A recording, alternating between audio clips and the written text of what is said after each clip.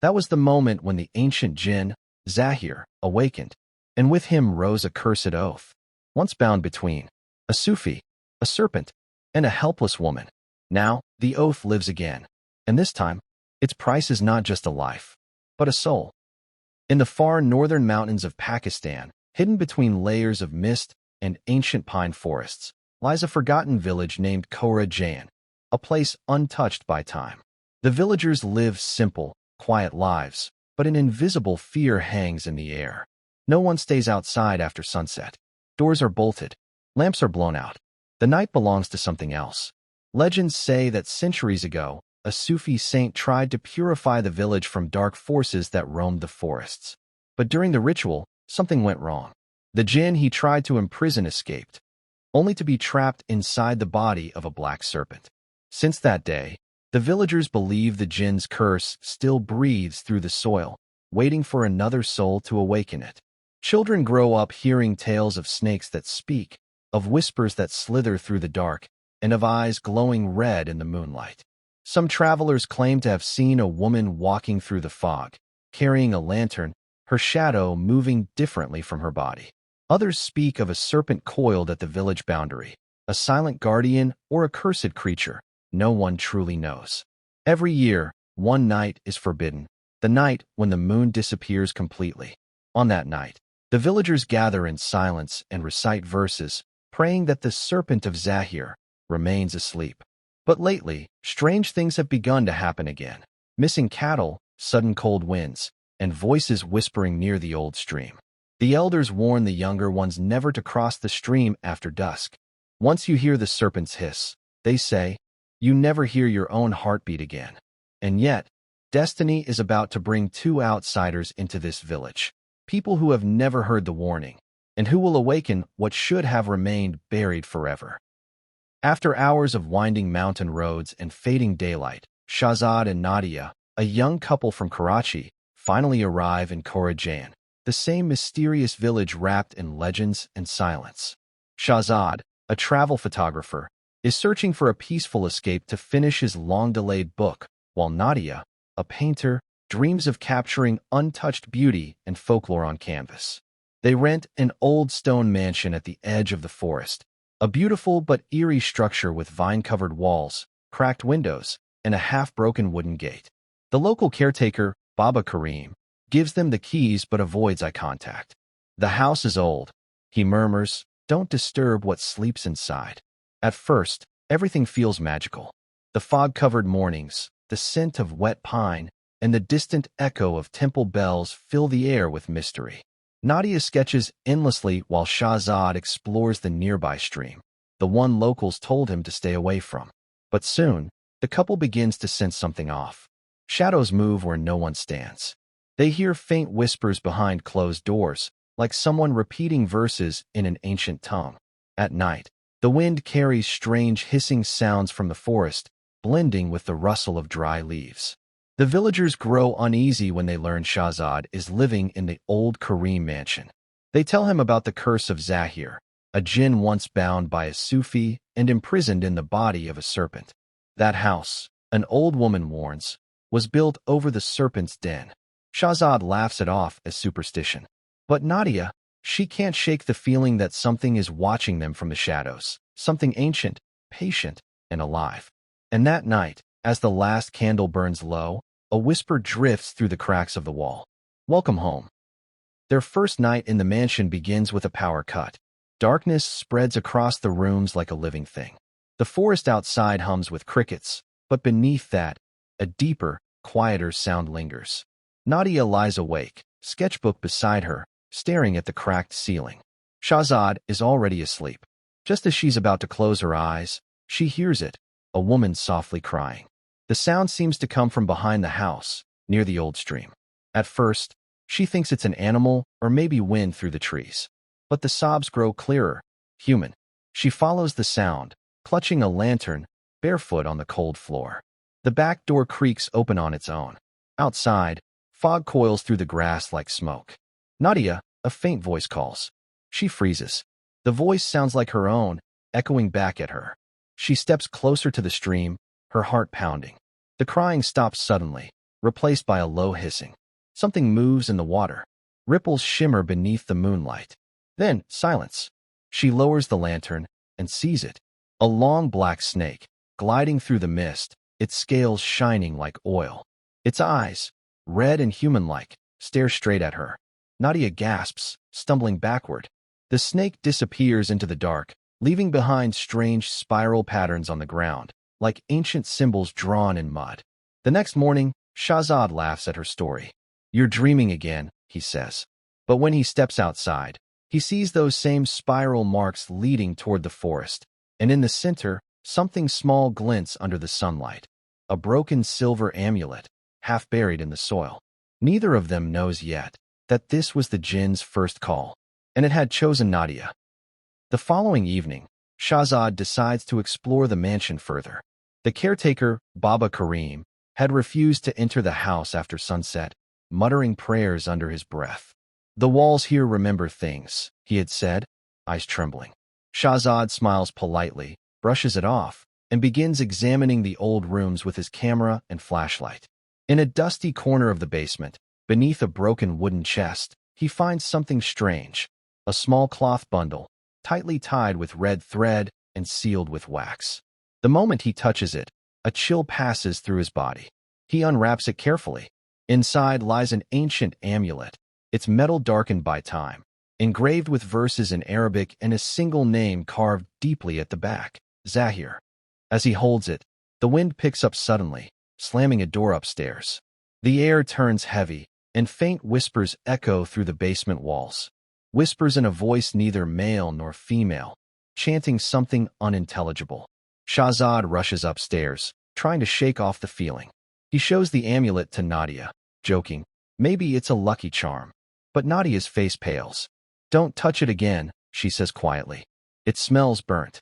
That night, while sleeping, Shahzad dreams of a vast desert and a black serpent slithering through sand dunes toward a burning tree.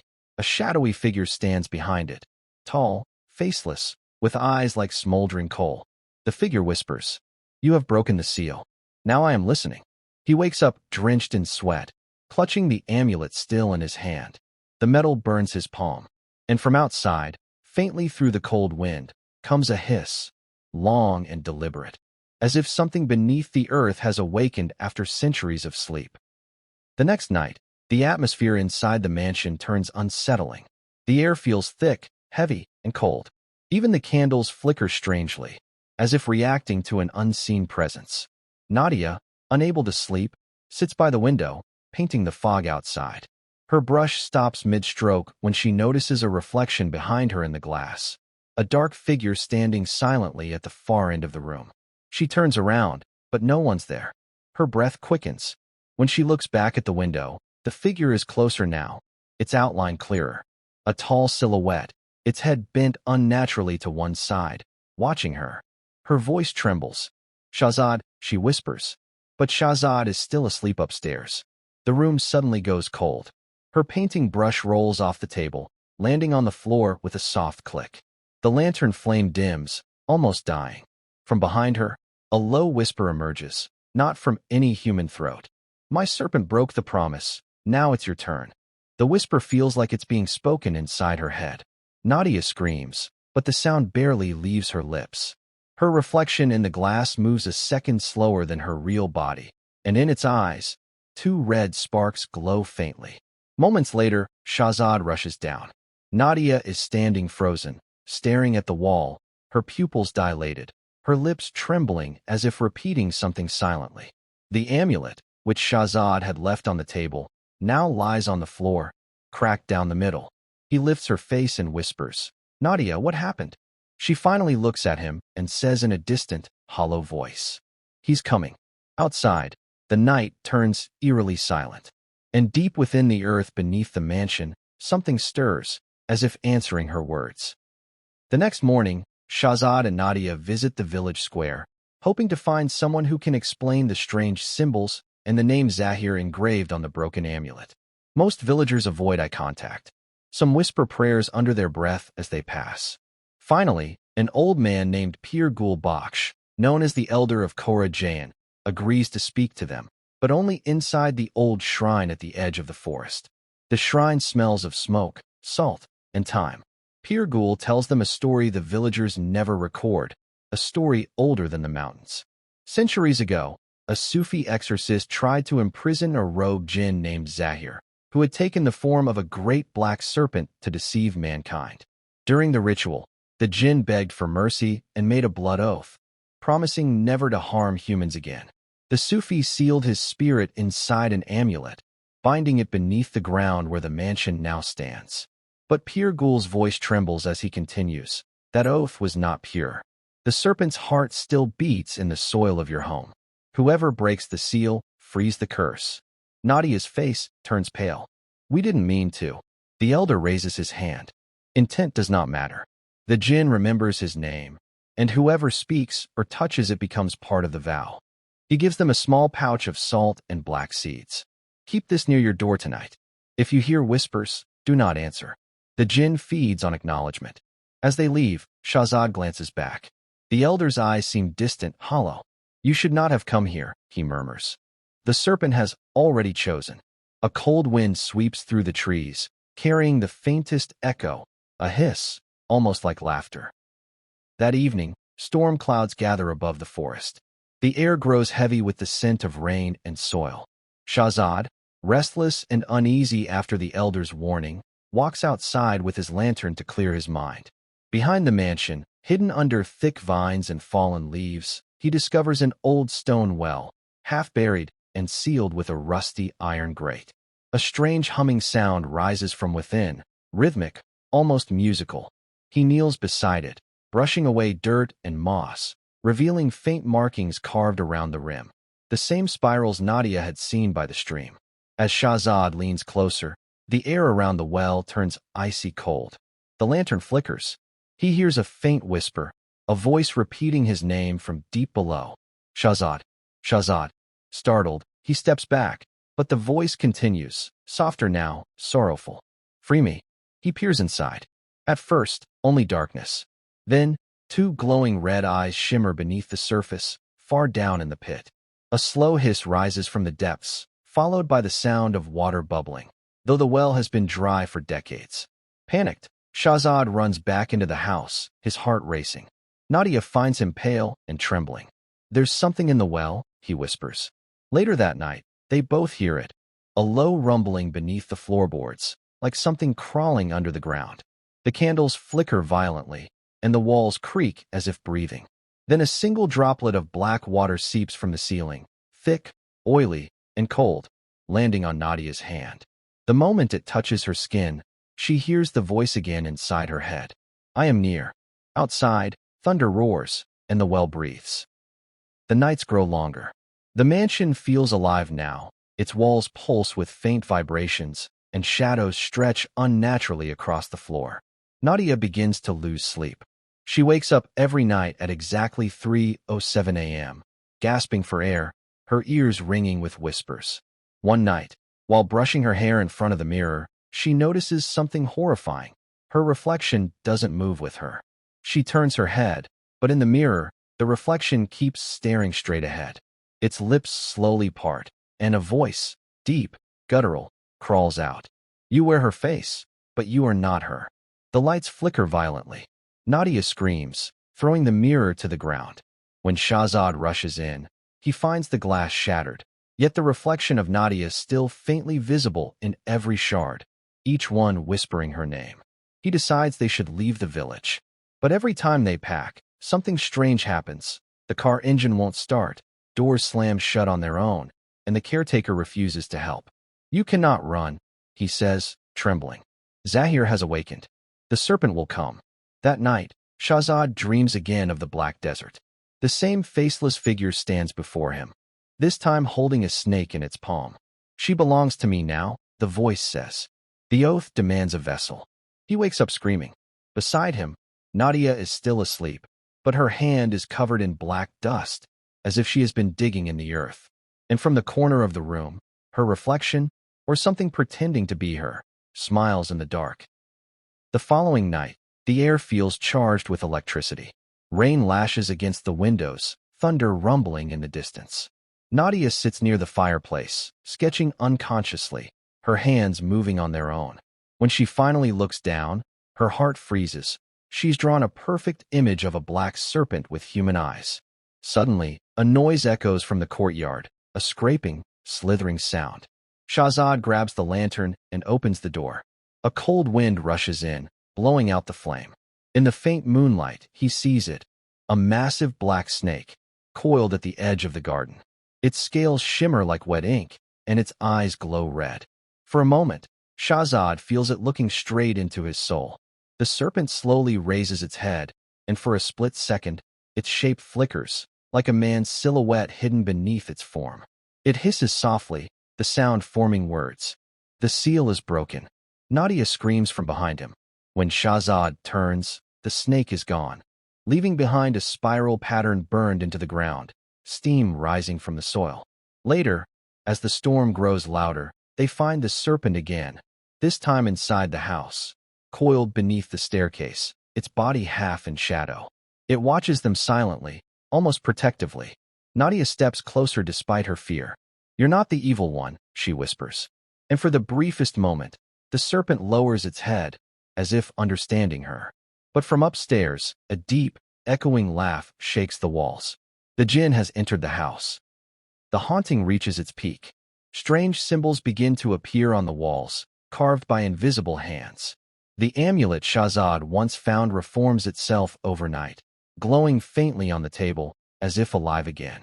Nadia becomes distant, speaking in a voice that isn't hers. Sometimes, she calls Shahzad by another name, Harun, the Sufi who bound Zahir centuries ago. "You thought you could chain me forever," she whispers one night, her eyes red and gleaming. "But your bloodline led me back." Shahzad realizes in horror that he is a descendant of the very man who trapped the Jinn, and Nadia has become the vessel through which Zahir seeks freedom. That night, the mansion trembles as if alive. Doors rattle, windows crack, and the serpent thrashes violently in the courtyard, trying to contain the spreading darkness. Its hiss is no longer a warning, it's a battle cry. Zahir manifests through Nadia, his form flickering between shadow and flame. The serpent lunges at her, coiling around her body, not to harm, but to restrain. Shahzad shouts her name, torn between love and terror. "Break the bond." The serpent's voice echoes in his mind. "Or both will perish." In desperation, Shahzad grabs the glowing amulet and presses it against his own chest, chanting the verses Pir Gul had taught him. A blinding light fills the room. Zahir screams, Nadia collapses, and the serpent burns into smoke. But before fading, the Jinn's voice whispers one final line. "Blood has paid the price, but the oath remains." After the terrifying night, Shahzad spends hours researching the name Harun and the legend of Zahir. Deep in the mansion's attic, behind layers of dust and cobwebs, he discovers a locked wooden chest. Inside are old parchment scrolls, fragments of a forgotten diary written by a Sufi mystic centuries ago. The diary reveals the shocking truth. Harun, the mystic, had once been a man of great power, and Shahzad is his descendant. To save his dying daughter from a fatal curse, Harun had made a forbidden blood oath with a Jinn named Zahir. The Jinn healed the child, but demanded her soul when she turned 16. When Harun refused, Zahir took revenge, vowing to haunt every generation of Harun's bloodline until the oath was fulfilled. To stop him, Harun performed a dangerous ritual, binding Zahir's spirit inside a serpent's body and sealing it beneath sacred ground, where Shahzad's mansion now stands. The amulet Shahzad found was part of that seal. By breaking it, he unknowingly released the imprisoned Jinn. Realizing the gravity of his actions, Shahzad confronts Nadia. She sits silently, her eyes vacant, whispering the same line over and over. Blood must repay blood. He finally understands. Zahir does not want the village. He wants him. The curse was never about land or revenge. It was about reclaiming the bloodline that defied him. Shahzad's love for Nadia clashes with his fate. The serpent, once feared, now appears before him, wounded, weak, but still guarding the mansion. Its glowing eyes seem to plead with him. "Finish what your ancestor started." The truth hits him like thunder. The only way to end the curse is through sacrifice. The storm returns that night, violent, unrelenting. The mansion shakes under the wind's fury. Nadia stands in the center of the room, possessed by Zahir's full power, her voice layered, her eyes like burning coals. Your ancestor betrayed me. The Jinn roars through her. Now, you will repay his debt. Shahzad holds the amulet tightly, his palm bleeding from the heat of it. The serpent slithers into the room, circling Nadia protectively. Its scales shimmer with light, trying to contain the Jinn's growing force. But Zahir's power is ancient. The walls crack, and the air trembles. Give me your blood, Shahzad. The Jinn hisses, and I will spare her. Shahzad looks into Nadia's eyes, somewhere inside. Her real self is still there, crying silently. He knows there's only one choice. He steps forward, pressing the burning amulet to his own heart, chanting the verses from Haroun's diary. The flames rise, surrounding him. His voice grows weak, but his words echo with determination. I end what began with my blood. Zahir screams, the sound shaking the ground. The serpent coils around them both, glowing brighter until its form bursts into pure light. For a moment, everything freezes, then silence. When the smoke clears, Shahzad lies motionless. The amulet crumbles into dust. Nadia falls beside him, her eyes returning to normal, tears streaming down her face. Outside, the storm stops abruptly. Dawn breaks for the first time in weeks. The serpent is gone. The curse, it seems, has been lifted. But as the wind moves through the broken windows, a faint whisper lingers. One oath never ends. Days later, the village returns to calm. The air feels lighter, the trees no longer whisper at night. Nadia stays alone in the mansion, still mourning Shahzad. The villagers now believe the curse is over. But something inside Nadia has changed. She often wakes up at night, hearing soft hissing sounds under the floor. Once, she finds snake scales near Shahzad's grave, glimmering black and silver. One morning, she stands before the mirror and notices something chilling, 2 small bite marks on her wrist. The same marks appear each night, only to fade by dawn. Then, strange things begin again. The walls whisper her name. The reflection in the mirror blinks a second later than she does. Sometimes, when she speaks, her voice overlaps, a faint echo beneath it. During a stormy evening, she dreams of Shahzad standing near the stream, pale and silent. You freed me, he says in a hollow voice, but not him. Behind him, the shadow of a man and the shape of a serpent merge into one. Nadia wakes up gasping, her wrist burning where the bite marks glow faintly red. The whisper returns, soft but unmistakable. You are the vessel now. She runs to the window, and outside, by the old well, she sees a black serpent staring up at her. But when lightning flashes, it's gone.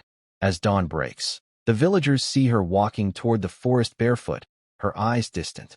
The curse didn't die with Shahzad. It changed its host. And somewhere deep underground, the Jinn's voice murmurs once more. The oath continues. Years pass after Shahzad's sacrifice. The once feared mansion is now abandoned again, half buried under vines and dust. The villagers avoid it, though the curse is thought to be gone. Children dare each other to approach the gate, whispering stories of the mad woman who once lived there, Nadia, who vanished into the forest and never returned. But strange things begin happening once more. Livestock found drained of blood, shadows moving even when the wind is still. At night, people hear a soft flute coming from the woods, a melody that lulls the listener into an eerie trance. A young traveler named Armin, an archaeology student from Karachi, arrives in the village to research local legends. He hears whispers of the cursed bloodline and decides to visit the ruins of the mansion. Inside, he finds Shahzad's study, untouched, and on the wall, a strange mural painted in dried blood and ash. A serpent coiled around a woman's figure, her eyes glowing faintly red. At first, Armin dismisses it as folklore. But the deeper he digs into the past, the more he feels watched. The villagers warn him, don't follow the flute. But one night, unable to resist the melody, he ventures into the forest. Under the moonlight, he sees Nadia, unchanged by time, standing barefoot, her eyes hollow and glowing. In her hand, she carries a serpent with silver scales, coiled calmly like a pet. She smiles faintly and says, the oath survives in every seeker. Before Armin can react, the ground trembles, and the trees whisper his name. The serpent slithers toward him, brushing against his ankle, and for a second, its eyes reflect Shahzad's face. Armin collapses, the flute still echoing in his ears. By morning, the forest is silent again. But in the village, a new rumor begins. A stranger disappeared last night, and the flute started playing again. It's been decades since anyone last saw the mansion or the serpent woman. Nature has reclaimed the land. The forest has grown thick, and the village nearby has modernized. New houses, new faces, new stories. Yet, the land beneath still remembers.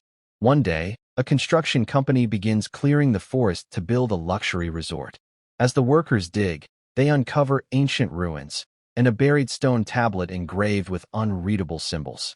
They send photos to their supervisor, who laughs it off and orders them to continue. That night, the machines stop working. The air turns cold, and from the pit rises a faint blue mist. Inside the fog, a pair of glowing eyes open, serpent-like and ancient. Miles away, a child in the village wakes screaming, clutching her wrist where two faint bite marks appear. Her parents rush in, but she only whispers, "He's back." In the morning, the construction site is empty. The machines rusted overnight. The ground cracked like something burst from beneath. Among the debris, a new amulet glints in the sunlight, silver and red, pulsing faintly. A local journalist arrives to document the mystery and picks it up. The moment his fingers touch the amulet, a chill runs down his spine. He hears a voice whisper, "You broke the seal again." His camera flickers, and through the lens, he sees not his reflection, but Shahzad's lifeless face, eyes opening slowly. The story ends as the camera drops to the ground. The recording continues for a few seconds, showing the amulet pulsing like a heartbeat, and then the sound of a flute begins to play softly in the distance.